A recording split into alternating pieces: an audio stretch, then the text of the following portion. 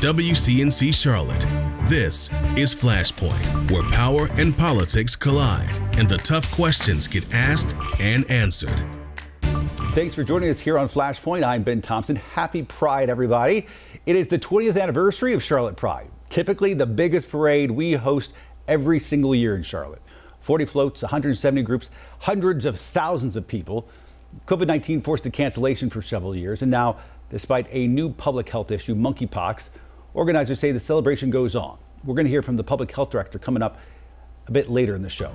Joining us today, Clark Simon, the president of Charlotte Pride. Clark, thanks for coming on. We appreciate it. Yeah, thanks so much for having me. I appreciate the opportunity. All right, so after a 2-year hiatus, y'all are promising the biggest Pride yet.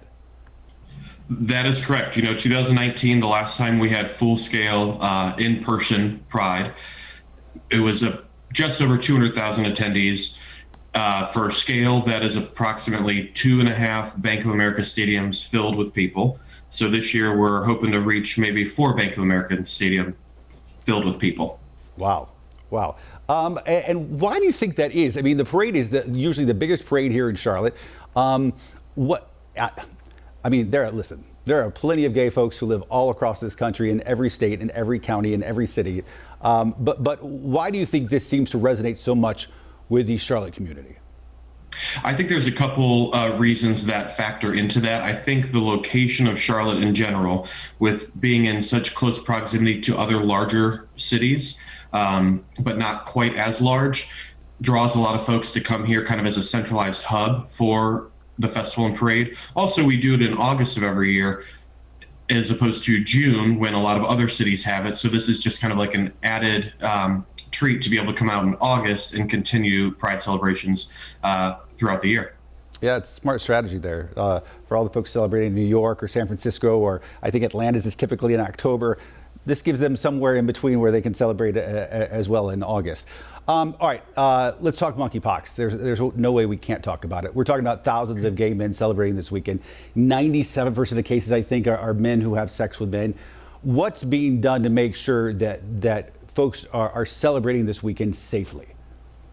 So first and foremost, I just want to thank Mecklenburg County Health Department. I am having constant calls with them, being updated on the latest and greatest guidance coming from them, from the state, as well as the CDC.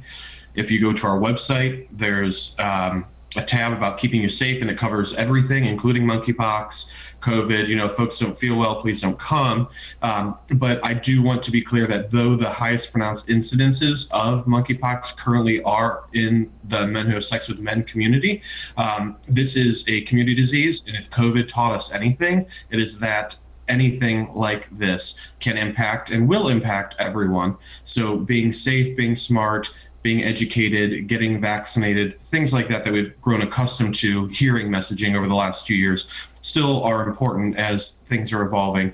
But I will say that the County Health Department has been a phenomenal partner with allowing and affording vaccinations, wait lists, education. They'll be there Saturday and Sunday administering vaccines off-site, but near our festival space, as well as having booth space that is educating individuals on what to do, signs, symptoms, how to prevent.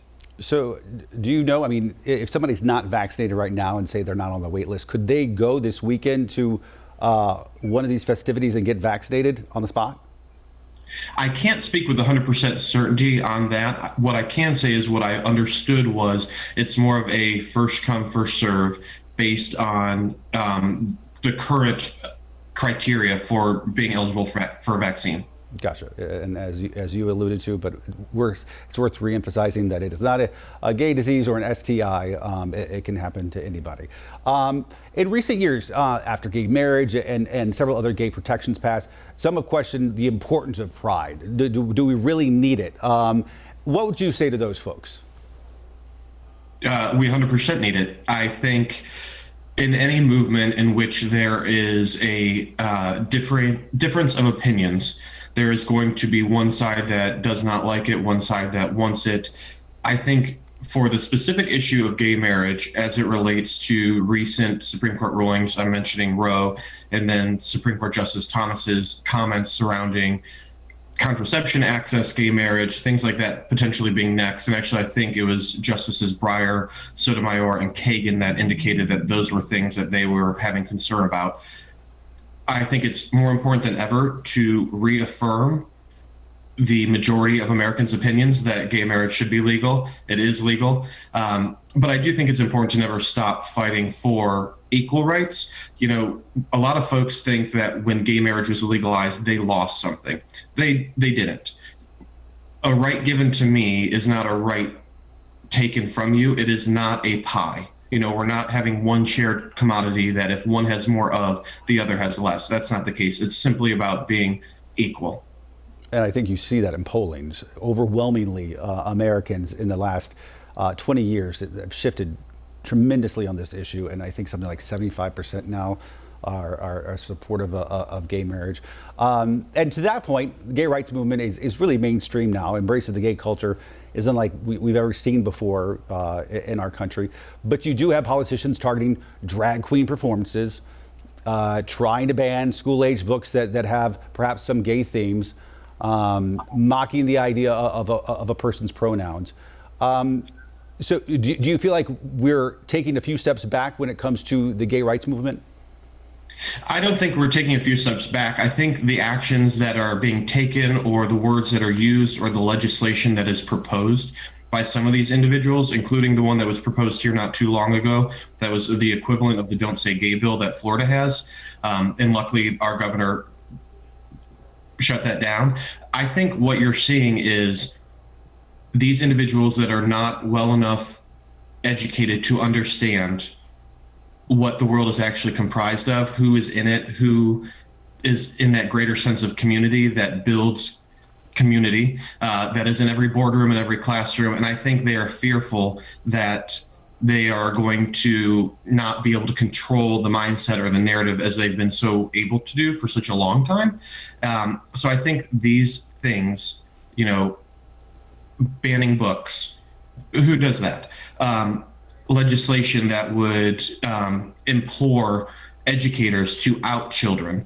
Children on the LGBTQ community have a 4 times higher rate of suicide than their straight peers, which is ridiculous. So you put them in a school for 8 hours a day and they have to live in constant fear that at home I can't tell my family because I'm scared, and now at school I can't reach out to someone that could be an ally, that can help me, that can talk to me. That person would forcibly have to out them and potentially put them in a dangerous situation, which is unnecessary. Kids should be focused on learning. Kids should be focused on being kids, not worrying about if they're going to be outed and what the repercussions are.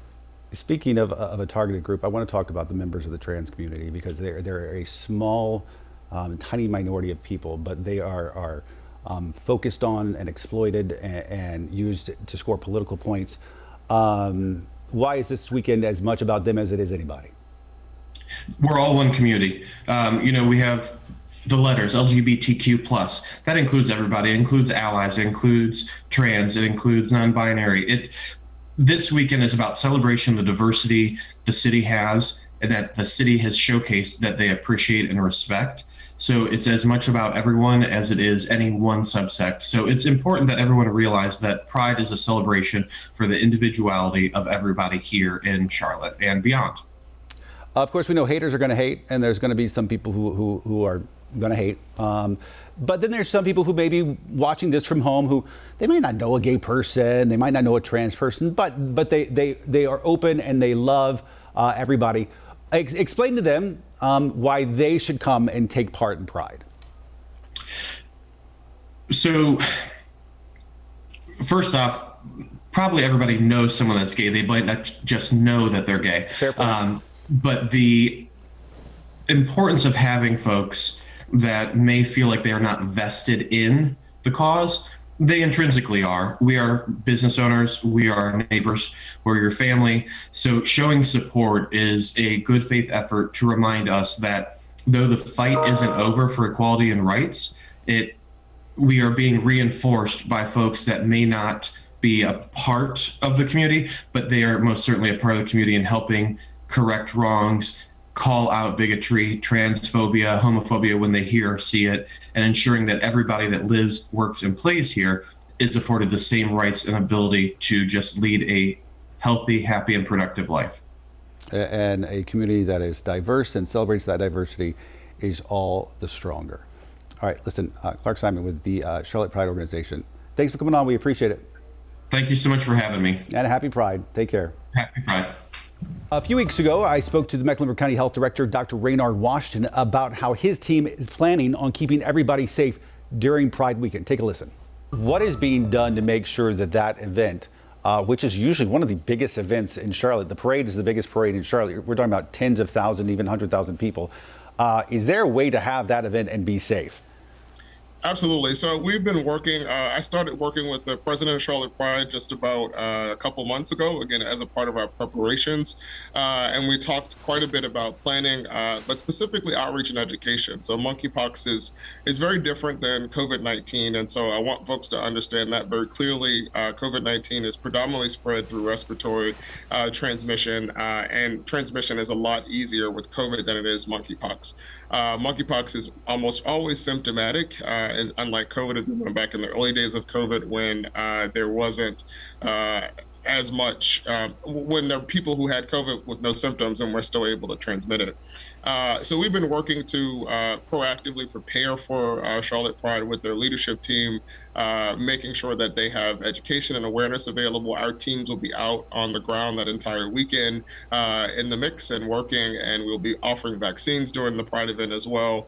But we're also working right now because, of course, we're focused on containment. That's a couple weeks out. And so we're trying to get all of the high-risk patients that we can possibly get in to get vaccinated. And, of course, our communicable disease team is working diligently at contact tracing every confirmed case, which is where we're having opportunities to identify folks who were exposed and intervene. Coming up next on Flashpoint, the big business of Pride here in Charlotte.